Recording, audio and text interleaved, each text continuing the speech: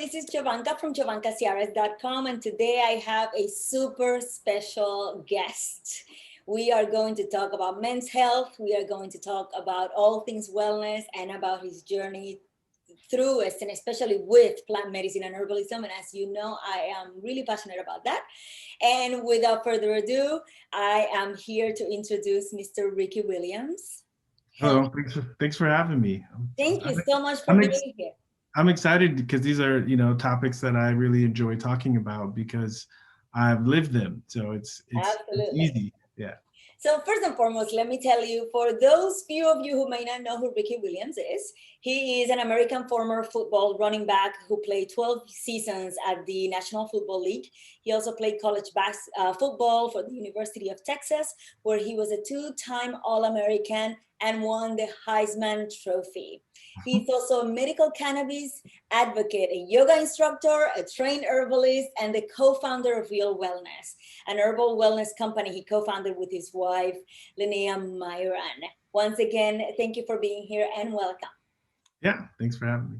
So, first thing I want to say before I ask the first question is that my partner, who was the captain of his football team in high school, and when I told him that I was interviewing you, he said, "Oh my God, I'm a huge fan of Ricky Williams." And I'm like, "Oh, really? How so?" Well, he was not only like a super, competitive guy, competing at the high level, but he was always into things like yoga and meditation and healthy living. And I was like, "Oh, okay, so dudes can be both." Yeah. Right? They could be Yeah. strong and burly, and they could also be into that kind of stuff. So that was really interesting to me.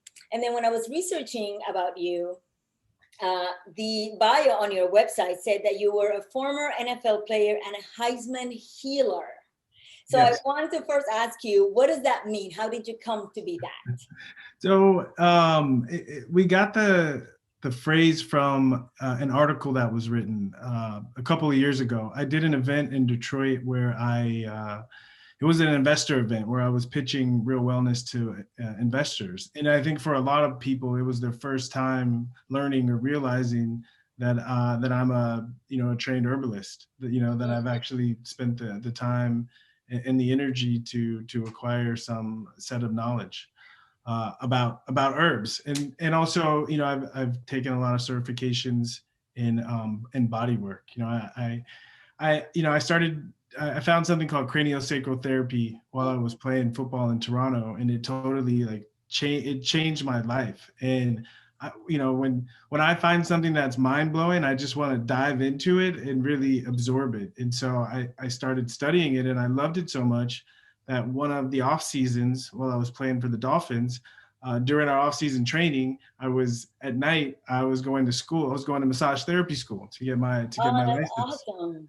Yeah, so I became a licensed massage therapist, and that gave me the ability to do more of the healing kind of work that I've really found is my calling. And so I think someone put those two together of, we know him as the Heisman, but this is one part of me that people are starting to get to know is, that softer, Yeah. softer side. Yeah, that healing part, which is incredibly powerful. I mean, we are in this society so bogged down by the package, right? And so when you see a big, strong man, you immediately assume that there's no part of him that is potentially a lot stronger that you just simply cannot see. Yes. And the unfortunate part is I was one of those people. I looked in the mirror and I saw, a big athlete, and I stereotype myself. And Really? so, part of my healing process is really waking up to, the more nurturing, caring parts of myself. So when did you start that? Was it when you were playing football or a little early on or just after your career ended?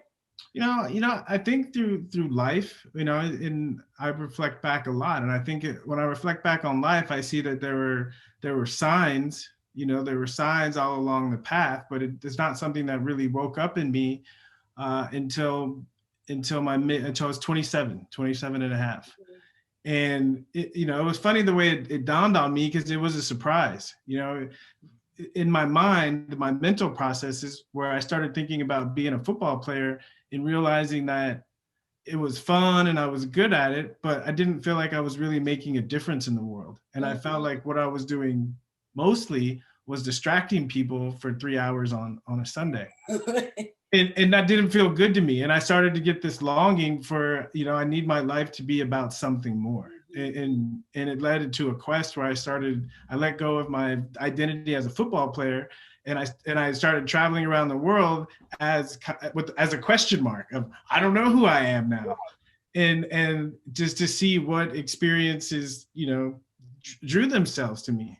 Yeah. And all of them, showed me that I was a healer, that I had the potential to be able to help people feel better, and the specific kind of healer, because of my own path and my own experiences, is the healing that can occur when we work on ourselves and we have the courage to face our pains and our traumas. Yeah. And I think that's really for me the jumping off point in what really unfolded when I let go of this identity of myself as a football player, as only a football player. Right. Did you get a lot of pushback from your community, your family, the people around you, your colleagues? I did, and I got pushback for two reasons. The first reason, I remember when I had the epiphany that maybe life is more than just football. It kind of scared me a little bit because my whole life had been defined pretty much by football.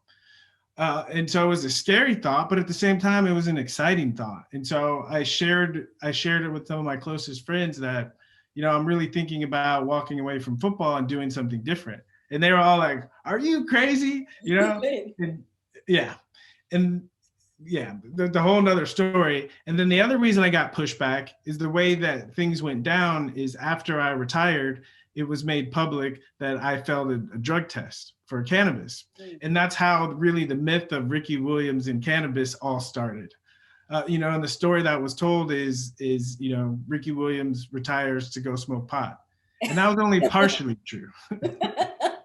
And now I'm assuming this was how long ago was this? This was 16 years ago. Right. 16. So obviously the perception and the popular opinion related to cannabis has evolved significantly, at least for a lot of people. So today you are still very much a vocal advocate for the legalization of marijuana, especially for medicinal purposes. And of course, as an herbalist, I'm sure that you recognize the power of that botanical. Why cannabis specifically? Why are you so passionate about cannabis? Yeah, very good question. One reason is my history, that I've been linked with it. And so in a sense, I've been forced to look at it. And, in that relationship, I feel like I'm discovering some really beautiful things about the plant, about plant medicine in general, and ultimately about life. And, it's interesting, one of the things that I've noticed when using cannabis, and I think recreationally, if that's a thing, or medicinally, I think one of the most powerful medicines is the ability to make meaning. It's like if we're going through difficult or even wonderful circumstances in our lives, but we can't attach any meaning to them, they feel empty, and we feel empty after they're gone. Yeah. But the ups and downs, if we can find meaning in those things, then we're propelled. And I found, when I use cannabis, it's easy for me to find those connections, to make the connections between things that happened in my day and things that are going on in my life and things that are going on in the world. Yeah. And so it helps us find meaning, and notice synchronicities. It's funny, when I left the NFL, in repute, in ill repute, I naturally found myself in situations where the world was giving me information about cannabis, that I ended up studying Ayurveda. Yeah. And I remember finding this Ayurvedic book someone gave me, and I opened the book, and there was a whole chapter on cannabis as medicine. And and coming out of the situation, I had a big question mark on me of, is cannabis as bad, and am I as bad as everyone's saying? Right. Or is there something else going on here? you know, and it became obvious to me that it's more, there's something else going on here. Yeah, And absolutely. so studying Ayurveda and really being exposed to a philosophy and a medical philosophy that sees, you know, that we're all part of the same universe, you know, Right.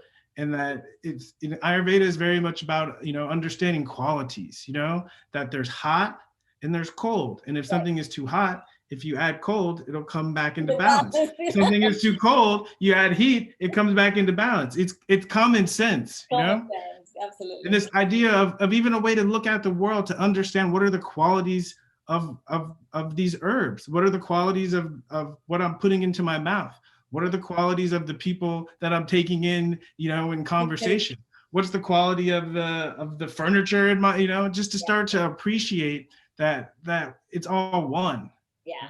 Just the effect that the plants have in our bodies, both in our, I love what you were saying earlier about the connection, right? Like when you ingest that plant, what happens to your body that might help you connect to to that part of you that you cannot see.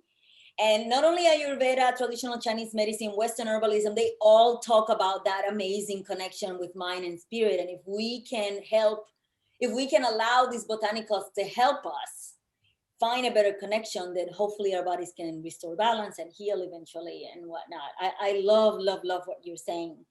I want to ask you specifically about men's health and more than about men's health, about men's attitudes and perceptions when it comes to alternative practices. Yeah. Because obviously you are a man of wellness. You seem to live a life of wellness. It is, I literally share in my practice, most of my practice are women coming to me.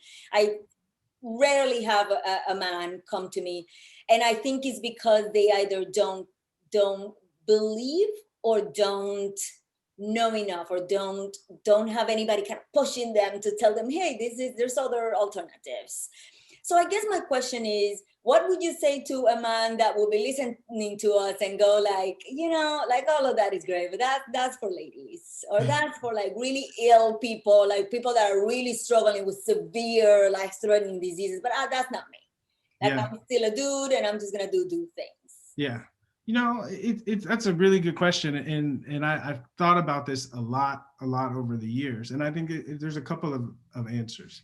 I think first, yes, it is getting permission, you know, and when we see people that we admire or we respect, we see them do something, we feel like we have permission to do it, like it's okay for us to do it. So I definitely think in any time we're looking for a change, a real change, you know, we need a push, you know, that's reality.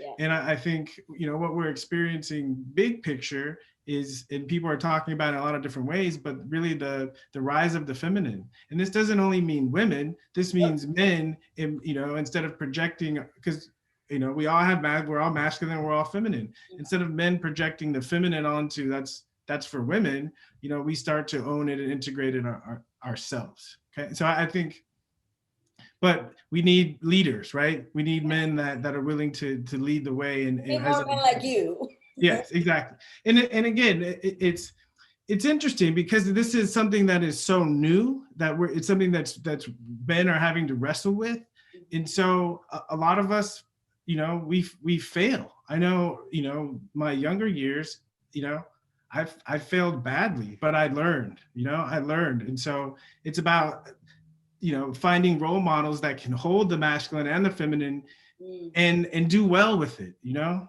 but it's a process. And so I think that's my main message, is that it's a process, you know, and that if you're willing to engage in the process and realize what it is and be with it, you come out on the other side and you're truly alive.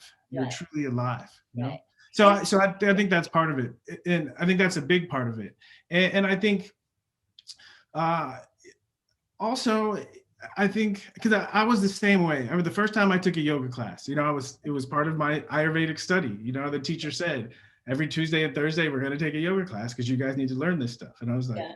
yoga's for girls, all right. And after my first yoga class, my mind was completely changed. You know, and anyone, it's like astrology, you know. For me, yoga is anyone that has that class or finds that teacher. It's like golf, that perfect shot. They find that class and Yeah. you're hooked, because you know you just get this sense of what I'm doing is so good for my body, and the way you Right. feel afterwards, you know, when you're ready to like wake up, yoga is like it's mana, you know, it really feeds you. And so I think it's just, you know, opportunities. I think once men like delve in it and men get acupuncture, I hear it all the time, you know. And I'm happy to say that I've helped push men into do these things that might seem scary. And you start to see the sensitivity wake up in them, you know. I Mhm. noticed, you know, it was weird. He put a needle in my toe and I could feel it in my shoulder, you Right. know. Just starting to really open up the mind to realize that there's a lot more going on than what we can see, you know, with our physical eyes.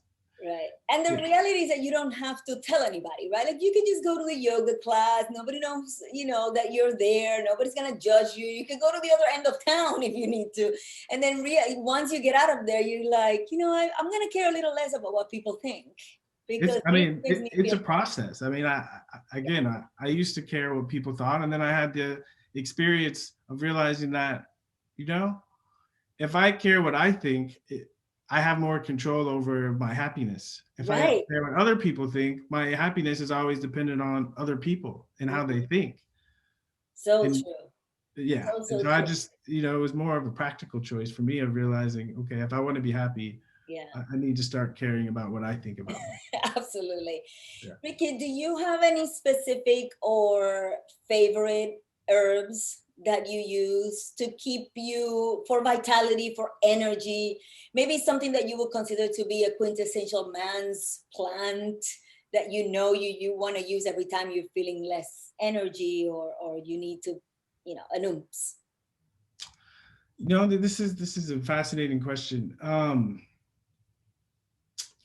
So what I'm thinking is in Chinese medicine, there's a very popular formula called four gentlemen, you Hmm. know, and it's for in the Chinese system, it's four chi tonics. You Yeah, know, it's ginseng, which is just really cool herb. Yeah, right. ginseng, licorice, another cool herb. Bansha, it's atractylodes, white atractylodes, the root, and then there's another herb called poria or fuling. It's a fungus. It's it it's a diuretic. So this formula I find is just great for whenever I get stuck. You Hmm. know, whenever I get stuck, I feel like it picks me up and it gets things moving. You know, in the Chinese medicine, this is the quintessential formula for what we call is spleen qi deficiency, poor digestion. You know, uh, you feel bloated, you feel listless, you don't have a lot of energy, and typically your stools are loose. That's not too much information. Got it. No, but also the spleen in Chinese medicine is attached to worry. You know, Yeah. people that think a lot. And I'm an avid reader, so there's a lot of thinking. So Mhm. I find for me, if I need to pick me up, I'll notice in my digestion and my energy level, and that's my go-to. That's my go-to formula. If I had to pick one herb, it would be Siberian ginseng. Mm, You mhm. know, it's the Elder general care, tonic. And you know, this brings me to the earlier question you asked. Is I think our our viewpoint on medicine is either you're sick right, or you're not, you know. And then now there's kind of healthy but question mark, right? But right, you're either sick or you're not. right, And as an athlete, you know, we have to have a more subtle range to I'm healthy enough to be my best, right. I'm healthy enough to be okay, I'm healthy enough to play, I can't play, right? So there's a spectrum.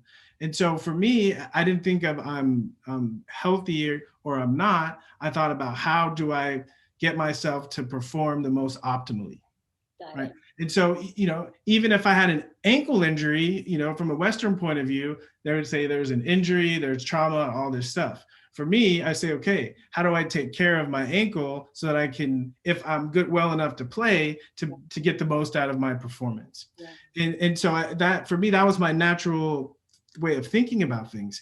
And so I mentioned earlier my experience with craniosacral therapy. And what happened was I broke my arm. I was playing in Canada. I broke my arm and I had an Achilles injury. So I was out for 2 months. And over those 2 months, I had the opportunity and the time to explore alternative healing modalities. So I tried hyperbaric chamber, which was an interesting, cool experience. I was doing chiropractic and acupuncture, and my trainer suggested I go to an osteopath. And I didn't know what an osteopath was, but I said, I'll check it out. And so we started talking, and it just was a cool experience, that you talk and the person gets to know you, and then you lay on the table and they work on your body for an hour, and you go to this altered state, and then you wake up and you just feel better, and then you walk out, and then okay. So that was my experience for a month and a half, and my arm started to heal, and I was able to come back and play. And what I noticed when I came back to start to play football again, the game had slowed down, And usually if you're away from the game for a long time and you come back, everything seems so fast. And so it caught my attention that everything seemed so much slower for me. And I made the connection to the craniosacral work that I was doing. And so I brought it up to the osteopath, and he said, of course. And we had this amazing conversation. And so I looked at a healing modality, not as sick or not sick, but how to get ourselves to perform the most optimally. And that's in football, but that's in life. Yeah. You know?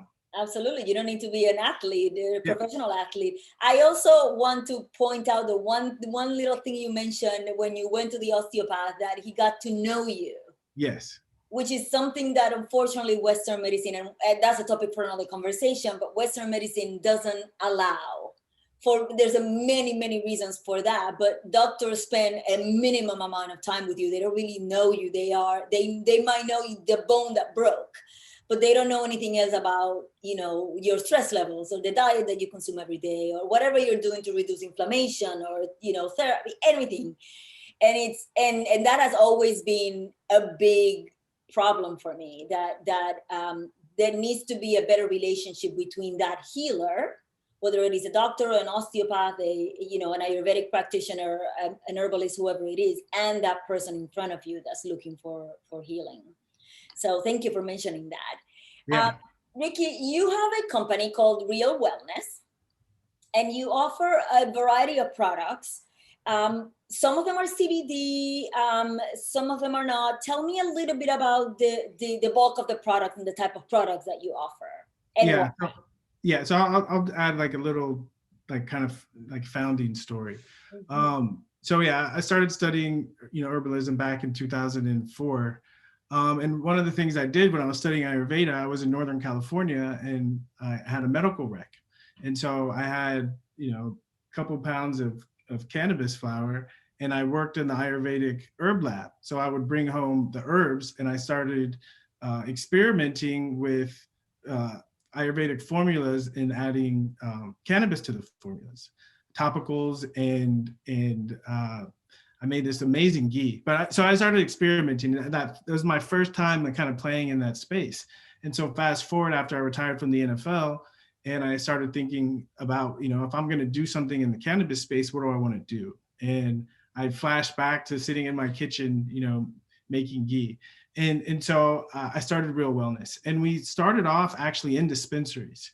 And the whole idea is taking, herbal formulas, taking cannabis, and because the idea, and I'm sure you can speak to this, is that what I learned from my herbalist mentor was we rarely give herbs by themselves. That it's like herbs have personality, and when you put them together, you can be more specific. You can be more specific at what you're addressing. Mm-hmm. And so I started thinking and looking online, and in my experience in dispensaries is what people were calling medicinal marijuana. In recreational, it was the same thing, and I thought, to create something that is actually we can call medicine. And so we had we had 2 vape cartridges. We had one we called Serenity, which is this really cool formula that I found with chamomile, catnip, lavender, very calming, serene herbs. Yeah. And it was 3-to-1 THC to CBD. Okay. And we had another cartridge we called Headies. It was for headaches. It was feverfew, chrysanthemum, and angelica with, I think it was 3-to-1 CBD to THC. And something at the time told me we should also have some CBD only products. And so we made a topical, arnica, really cool formula that I've found. And then we also had something I call it optimize. In something that's unique in Chinese medicine is the way they view the liver. And in Chinese medicine, we say the liver is in charge of maintaining the smooth flow of energy throughout the body. Right. And so this we call it optimize, and it's a flexibility formula. You know, a lot of the herbs really treat the liver, and they bring movement back, you Right. know, and it's for anyone when you feel like physically stiff or emotionally stiff or Right. stuck. And people really love The whole world might actually benefit from right now. Exactly. And so, and people really love that product. And, you know, as we thought about, and then, you know, we expanded more into the CBD space. And from there, we realized, you know, we don't have to put CBD in all of our products. And so we came up with a tea line. And it was right. The timing was great because we were talking about it, and then COVID hit. And one of the teas we were talking about is this really ancient, amazing Chinese formula called jade windscreen. And jade windscreen it builds the immune system. And so we down in the garage, you know, we had a little manufacturing setup, and we started, producing these teas. And then another tea that I like, you know, I go through all these formula books, and I really have to find formulas that to me that are people are going to feel something from these formulas, but also they have to taste halfway decent for people to want to consume them. Oh, absolutely. So every once in a while I find these like really amazing formulas, and there's this formula I call it happy tea. Mm-hmm. And if you look in a Chinese medical book, it's given to women who are perimenopausal and menopausal. It treats night sweats, mood swings, you know, but really when you drink this tea, it lifts your mood, you know, and it's 3 herbs, and it's sweet, and it's nice, and it's like comfort food, and we call it happy tea, and that's probably my favorite product, because I might have to tea, you know, because I'm sure you've seen people have this experience, and I was one of the people. I was in Canada when I broke my arm, I mentioned, and they put me on morphine in the hospital, and I just felt miserable.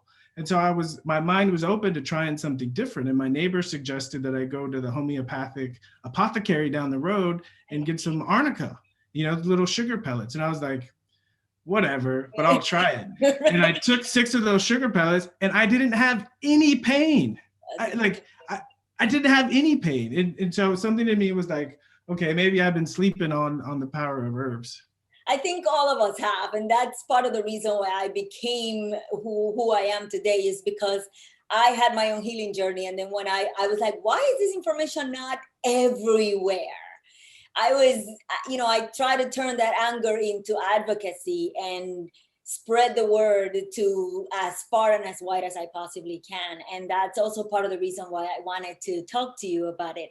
Listen, we can talk about this all day, but I don't want to take too much more of your time. I am so excited to have gotten to know you and have my community get to know you as an herbalist and as a healer. We did mention already your company is Real Wellness. Tell us the URL. Where can people find you and buy your products? Yeah, it's realwellnessherbal.com. So real, REAL, wellnessherbal.com. And of course, you'll have a link at the bottom so you can get to that website right away and buy your products. I will be buying some products as soon as I hang up with you today, especially that tea. That sounds incredible. Yes, please. I love your feedback. Absolutely. Well, once again, I thank you so much for taking the time to educate us and inspire us. Thank you so much for being here. Do you have any final last words just in case before I wrap it up? Yeah, just reminding people, you know, especially in times like this, keep an open mind, you know? Yeah, absolutely. And especially for our beautiful men that are listening. And this is part of the reason why I wanted to have you here, because I want our beautiful men around the world to be also supported. So it's not just for women, it's also for all the men that we love. We want them to be around for many, many years. So thank you so much once again. And for you who are listening, make sure that you leave a comment, question, or suggestions right below on the comment section. Make sure that you share this video with all of your friends all over the internet, and that you subscribe for more tips and a jolt of motivation for your healthy, happy, and beautiful life. See you soon. Bye.